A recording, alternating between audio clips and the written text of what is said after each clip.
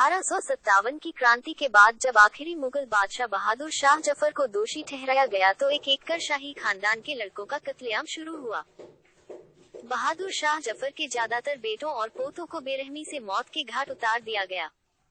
किसी को गोली मारी तो गई तो किसी को फांसी के फंदे पर लटका दिया गया।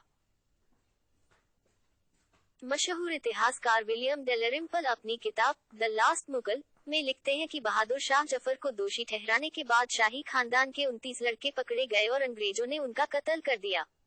बहादुर शाह जफर के सिर्फ 2 बेटे भागने में कामयाब रहे। जो पकड़े गए उनमें शहजादे मिर्जा अब्दुल्ला और मिर्जा क्वेश भी शामिल थे। दोनों को पकड़ने के बाद हुमायूं के मकबरे में ले जाया गया और एक सिख पहरेदार की निगरानी में रखा गया। उस सिख पहरेदार को उन पर तरस आ गया। उसने दोनों की तरफ घूर कर देखा और कहा कि अपनी जान पर रहम खाओ, यहाँ से भाग जाओ। सांस लेने के लिए भी मत रुकना। शहजादे क्वैश सीधे निजामुद्दीन अपने बहनोई के पास गए और उनको बताया कि वह कैद से भाग कर आए हैं। उनके बहनोई ने पनाह देने से इनकार कर दिया और कहा कि यहाँ से फौरन भाग जाओ। क्वैश ने अपना सिर मुंडवा लिया, लुंगी और फटे पुराने चिथड़े पहने, भिखारी का वेश बनाकर किसी तरह उदयपुर पहुंच गए। वहां महाराजा उदयपुर का एक वफादार मिला जो मिर्जा क्वैश को पहचानता था।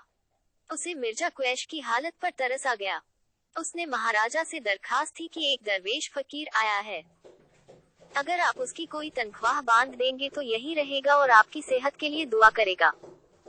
महाराजा उदयपुर ने बात मान ली, 2 रुपये प्रतिदिन तनख्वाह बांध दी। गदर के बाद मिर्जा क्वैश 32 साल जिंदा रहे और पूरी जिंदगी उदयपुर में गुजार दी। वहाँ मियाँ साहब के नाम से जाने जाते थे। हालांकि अंग्रेज अफसरों ने मिर्जा की तलाश जारी रखी।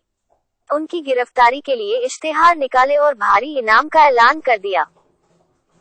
इनाम के लालच में तमाम लोग उदयपुर तक पहुँच गए और कोतवाल की मदद से घर तक तलाश लिया, लेकिन मिर्जा हाथ नहीं आए।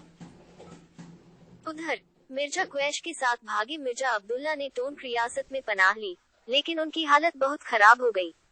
न तो खाने की व्यवस्था थी और न ही रहने की। दर दर की ठोकरें खाते रहे।